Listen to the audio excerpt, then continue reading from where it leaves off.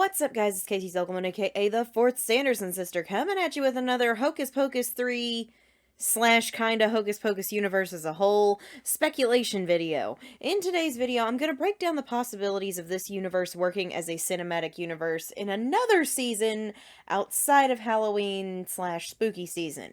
I've had several people ask me over the course of the last couple of years, really, about how a Hocus Pocus Christmas movie might work.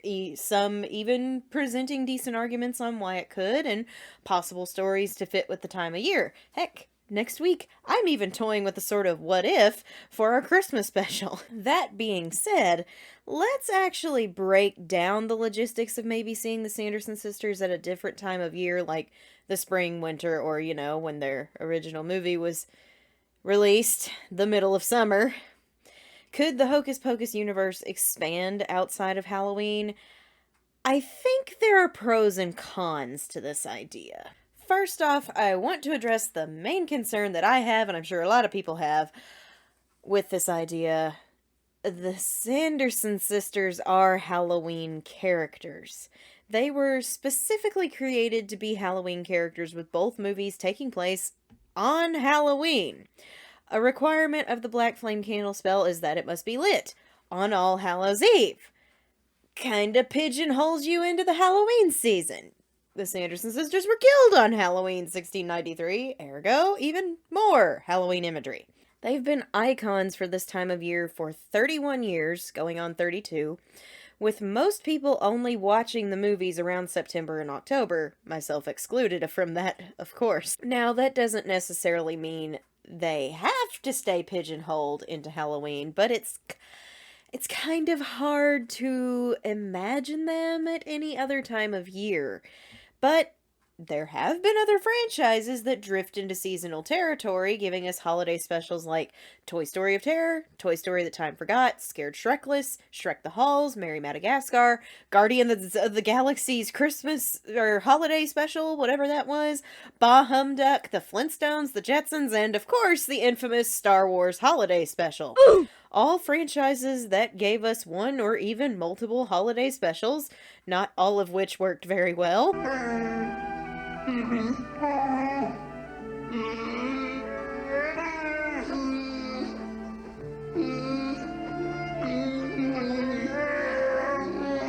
The difference between these franchises and Hocus Pocus, however, is that their universes are not centered around a specific holiday. Hocus Pocus could exist outside of Halloween, I do believe that in theory, but would it feel the same since the last two movies were Halloween themed and central? It wouldn't necessarily feel the same, but that isn't a bad thing when you look at the big picture. And brother, with Hocus Pocus 3 hanging over us like the sword of Damocles, we need to be looking at the big picture. The biggest issue with movie franchises continuing past two movies is trying not to do the same thing over and over and over again, particularly if there isn't an ongoing story like Star Wars, Harry Potter, or Lord of the Rings. Hocus Pocus 2 did different stuff than Hocus Pocus 1, but it followed a lot of the same elements and checklist moments from the first one, being set during Halloween, being a big one. Hocus Pocus has cohesion when it comes to the Sanderson sisters always being present, but as for a continuing plot line, not so much. They tell different stories with the connecting element between the two movies being the Sanderson sisters. One might even go as far as to say that the prologues of the films are the continuing story, even if the periods of the Sandersons' lives aren't shown in chronological order. I think they've actually helped the franchise out by introducing more witches in Becca, Izzy, Cassie, and Mother Witch, so we can continue to do stuff outside of Halloween. This actually gives us more of a foundation to continue on, like Harry Potter with magic lessons, and our version of Voldemort, I guess, is what we'd call Mother. I don't know yet, because we just don't know enough about her. A book, something, please. So, hypothetically, let's say Hocus Pocus 3 needs to do something really different to set itself apart from the other two movies beyond character development. They could set it during another time of year, or even a holiday if they need to keep that element, which to a degree I think they do. However, it doesn't need to be a traditional holiday, as the root of our universe is magic, and there are different spells for different times of the year. From this point on, I'm gonna mostly talk in the sense of Hocus Pocus 3 being a thing, even though we again, sort of Damocles. We don't really know what's happening, but it's there. Let's face it, Halloween in reality is not always reliable for the mythos to add up right for a third time this close to the second movie. Obviously, writing tricks can avoid this, but it would leave people questioning things a little bit. It's just a little bit. People like me on the internet. A little bit of questioning. So let's take it out of the constraints of Halloween and use something else that is sacred to witches: the solstices and the equinoxes. This way, it doesn't have to be a holiday like Halloween, Christmas, or even Easter for magic to still work. How do we get around the black flame candles' Halloween restraints, you might ask? Simple. Becca's a witch, so her magic can override the curse, but only on a particular day, a solstice or equinox, depending on whichever one we want to go with. This would also work for mother witches, likely plan to take over mankind by executing her plan on either of those types of days. The solstice/equinox is the only time of year to pull off such a feat of magic, the likes of which she really wants to pull off. Becca uses the same power to override the black flame candle, lights it, and the Sanderson sisters are back, and extremely confused as to why it isn't Halloween. This could open the door for some wacky side effects for the time of year, like different powers for the Sanderson sisters to control. Or, how funny would it be for them to be affected negatively? Like, their powers switch around if they touch each other or sneeze. Maybe being brought back this way, they have to survive until dawn to continue living without the need of a life potion. So they're literally dodging death at every corner. It's like, don't get hit by a car, we're not coming back. Something like that. Add that in with the obstacle of being positively or negatively affected by the solstice or equinox, Mother Witch's plan, and the kids, and it would just be as difficult for them to survive the night as it would be if they were the enemy. Especially if Mother is trying to kill them instead of recruiting them. We could even take it a step further with the effects on magic, since we do have 6 witches, counting Becca, Izzy, Cassie, and 7 if we want to drag Mother into this. And change how it works depending on the time of year it's set in. So I'm gonna lay this out one at a time. Say the vernal equinox grants witches use of new powers, like spring giving new life. But it also makes evil witches turn good for 24 hours. Sarah, Mary, and Winifred have a new layer of magic unlocked that plays off their normal powers, but they also have to navigate this newfound forced goodness inside them. I have an idea on what their extra powers could be, which you can watch by clicking on this thing right here. So I'm not going to spoil those just yet. I'll talk about them in a little bit. The summer solstice could grant new powers, but it could come with the added side effect of it draining their magic more, like the summer heat does to people, especially me, because I hate summer. So they can't use too much of their power at a time. They could be their most powerful with the autumnal equinox, and that would cover all of our bases. New powers, added strength to magic, and if they make it until dawn, they get to live without having to use a potion, plus their personalities aren't affected. Now, the winter solstice is the one I have the most cohesive idea for. It's the one with the most negative side effects with a couple of pros.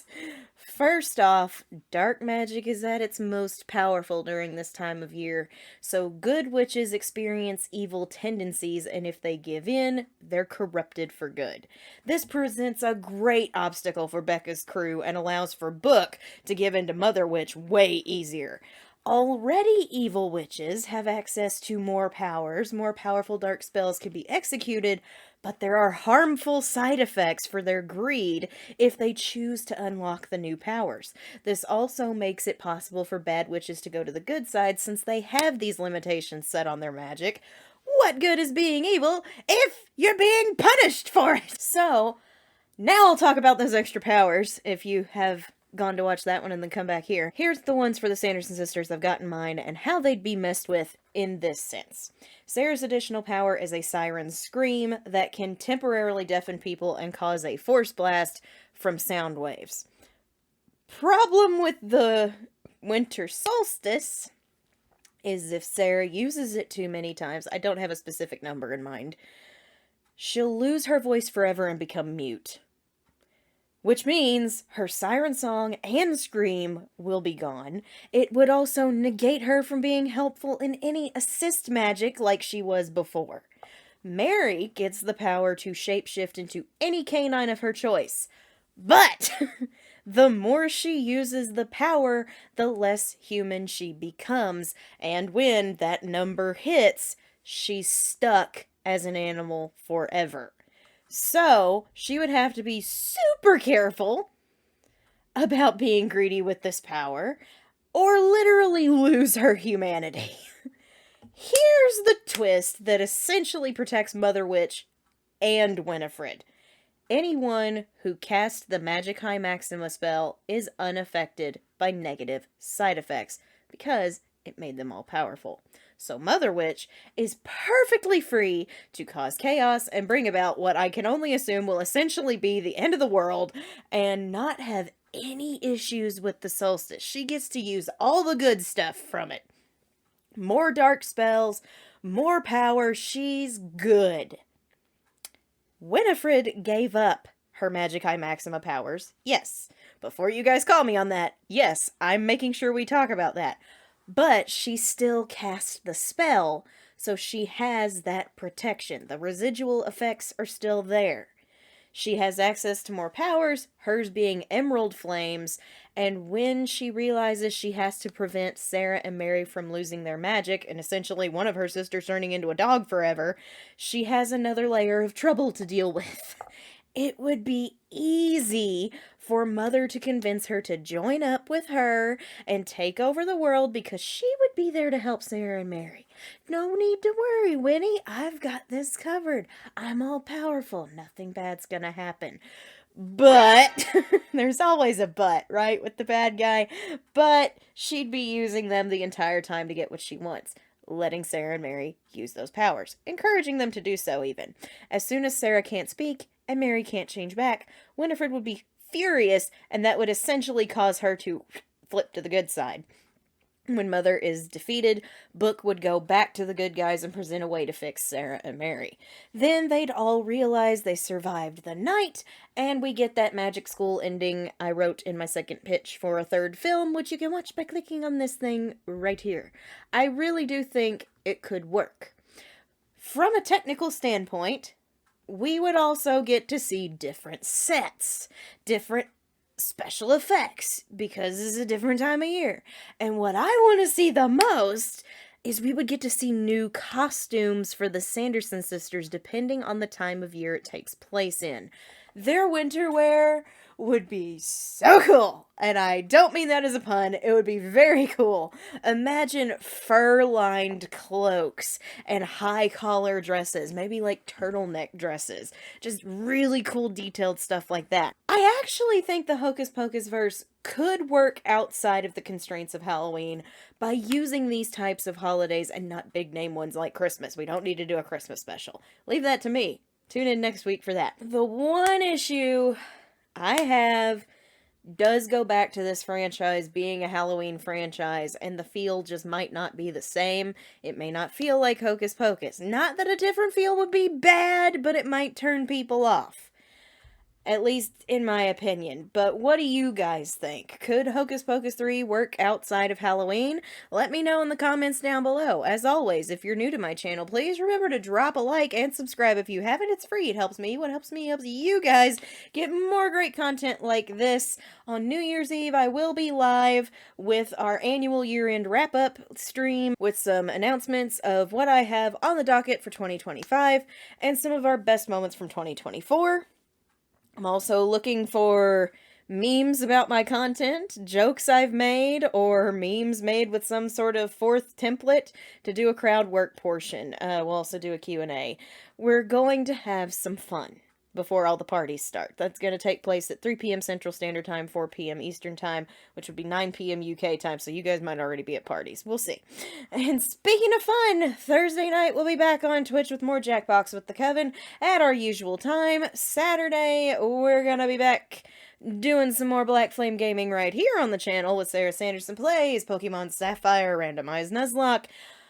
This is going too well. It's going too well. We're already almost to gym number 6. And Sarah hasn't had a single death. It's amazing. So tune in to see if that streak continues or if it goes crashing down in flames. If you're a regular on this channel, please remember to drop a like and share your thoughts on this topic down below. Thank you guys so much for watching. I'm Casey Zogelman, aka the 4th Sanderson Sister, and I'll see you witches and wizards later.